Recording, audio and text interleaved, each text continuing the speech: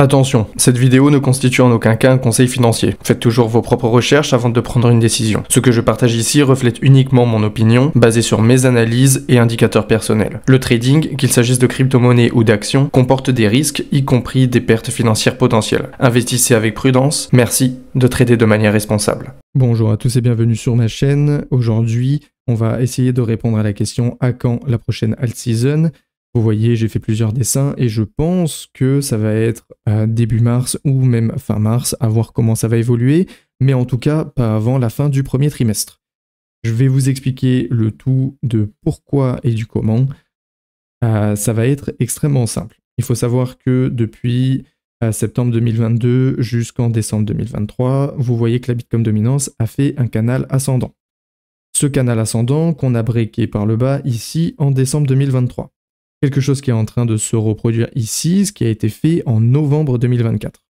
Vous voyez quand même il y a une similitude, c'est que on break par le bas, on break par le haut, on break par le bas, puis on le reteste sans le breaker. Et vous voyez qu'on le reteste une fois, deux fois, trois fois, et même quatre fois. C'est quelque chose toujours à prendre en compte, même si je sais que forcément ce n'est pas le même contexte, mais là, historiquement, ça pourrait se tenir.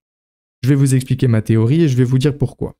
Parce que ici, on est en train de refaire, mais malheureusement, on n'a pas encore retesté. Donc j'ai simplement copié cette zone-là et je l'ai recopié ici.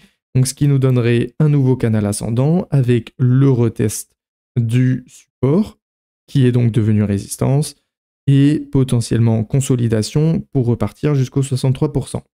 Pourquoi je pense qu'il faut plus 63% avant de craquer? Simplement, le mot est historique. Dans l'historique, on voit ici qu'on a cassé ces 60% par le bas pour aller au 39,45.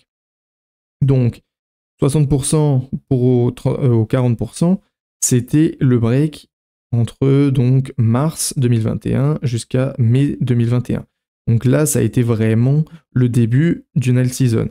Ça, c'est intéressant puisque ici, on remarque qu'on n'est toujours pas au 60% et 63% ici pourrait repartir dans le break. Ça, c'est mon premier argument. Le deuxième argument, c'est assez simple, c'est le tête-épaule inversé. Donc là, vous voyez, on a épaule, tête, épaule. Et si on prend la target théorique de celle-ci, c'est-à-dire épaule, tête, épaule, et ça ferait à peu près, si je n'importe quoi, voilà, ça fait à peu près 63%, 62%. Ça serait à peu près cette target-là, cette target théorique. Donc, quand on remet les dessins, ici, si on refait ce W-là historiquement, comme en début d'année de l'année dernière, ça pourrait être parfaitement un copier-coller pour après rebreaker. Cependant, vous voyez historiquement aussi qu'on est reparti sur un canal ascendant. Donc, soit ça décide de le faire en fin du premier trimestre, qui est fortement possible, ou alors ça peut aussi ici se consolider, pour aller chercher plus haut, pour aller chercher les 66%, etc. Donc ça, moi je dirais alt season pas avant fin du premier trimestre. Il faut toujours voir ce qui va se passer, avec Trump, etc. C'est une situation qui peut changer, mais c'est une situation surtout à avoir dans sa tête. Quand on se dit que la alt season va être par exemple pour la semaine prochaine, bon, on prend un peu de recul, on voit, non, il y a potentiellement début mars, fin mars, voire début avril. Donc pour l'instant, alt season, c'est clairement pas pour tout de suite. Ensuite, je vais vous parler du Bitcoin. Que simplement, c'est relié entre eux. Et donc, dans le Bitcoin, on voit qu'il nous a fait quelque chose d'extrêmement bullish. Vous voyez qu'il était dans un triangle de compression, il a fait bottom, bottom, il a cassé le triangle de compression par le haut pour aller chercher les 105 000. Quelque chose d'intéressant pour le Bitcoin, c'est qu'est-ce qu'il va faire ensuite. Donc maintenant, on a toujours cette résistance-là qui est extrêmement compliquée à avoir, parce que ça c'était le support du canal ascendant d'avant. Ici, bottom, bottom, potentiellement revenir à 100 000. On peut revenir à 100 000 et pour rechercher peut-être 109 000. Ça, c'est quelque chose qui est possible. Faut savoir que quand on regarde les liquidités, on voit surtout qu'il y a beaucoup de liquidités vers les 100 000 et vers les 106 000. Donc ça, c'est quelque chose possible, 100 000, et après venir chercher ici les 106 000. Ça, c'est quelque chose qu'on peut faire aujourd'hui pour justement un peu balayer les liquidités et surtout continuer sur un mouvement haussier. Là, on peut rebondir ici, repartir, soit on break et on peut partir vers les 113 000, pourrait être possible, ou alors sinon c'est simplement réintégration. Réintégration ici pour repartir, reprendre de la force.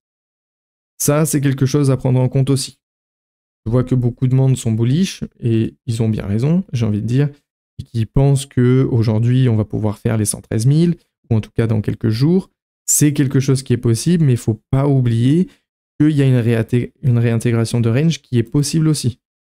Dans cette réintégration de range, il ne faut surtout pas oublier quand même qu'on passe de 106 000 jusqu'à 92 000. 92 000 qu'on peut reconsolider, comme on a fait auparavant avec les 96 000, pour repartir et revenir aux 113 000. Ça, c'est encore quelque chose qui est possible.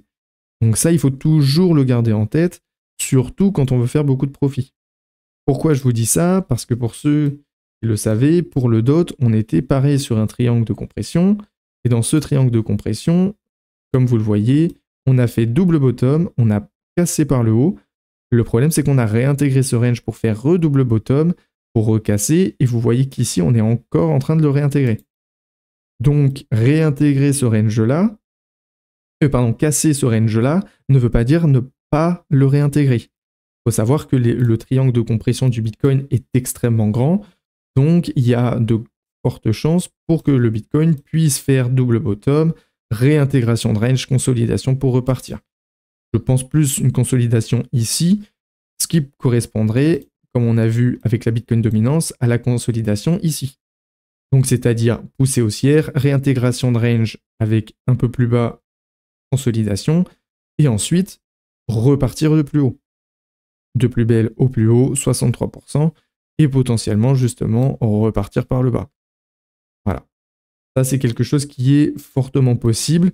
Après, on n'est pas devin, on ne sait pas ce qui peut se passer. On sait que le Bitcoin a quand même énormément de carburant, donc il peut aller haut très vite, mais il peut aussi redescendre très vite. Il faut savoir que les 100 000 $, c'est quand même un nombre psychologique, donc c'est très compliqué à breaker et surtout à rester au-dessus. Parce que voilà, hein, vous voyez, on avait fait les 100 000, boum, on est redescendu, on est revenu les tester plusieurs fois. Donc, à voir ce que le Bitcoin va nous faire. En tout cas, pour la Bitcoin dominance et pour la alt season, ça ne serait pas avant mars, je dirais, mars peut-être, et voire même avril. Donc il ne faudrait pas compter avant la fin du premier trimestre d'avoir une alt season. N'écoutez pas les gens qui vous disent que l'alt season, ça va être pour demain. C'est totalement faux.